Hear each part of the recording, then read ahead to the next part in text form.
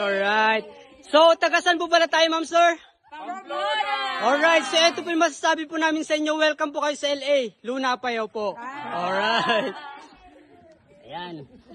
So, lahat po ba kayo dito ay first time? First time. Okay. Second time na po yung mga iba.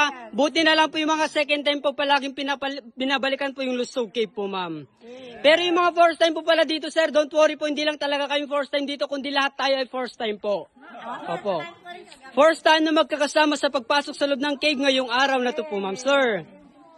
Alright, so, nais pala kayong batiin po, mama.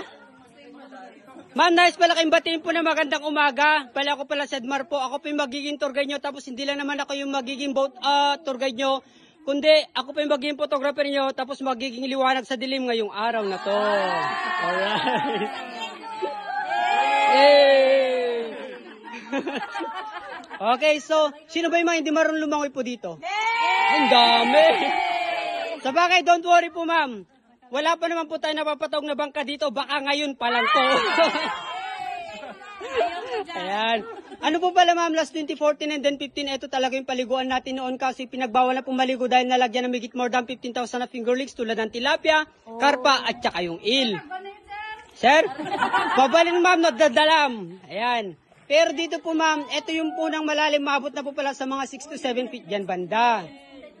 Tapos, pag natapos po dito, meron pong mas malalim dito, ma'am, dun sa pinaka-underground natin. Aabot po pala sa higit more than 30 feet na po doon. Sa loob yun, sa loob. Opo, sa loob po. Pero don't worry po, ma'am. Kasama niyo ako. Opo, kasama niyo din po kami na malulunod. Ayun mo pala yung hangin breeze natin, mama. Ayan. Pwede rin po pala kayo dumaan dyan mamaya po, ma'am. Alright. Gaya nga sinabi nila, ma'am, mas okay na daw po yung boat na plastic at saka yung hangin breeze na plastic kaysa yung kaibigan na plastic po, ma'am. Opo. Alright. Ayun, o. Ayan. Sir, jump shot.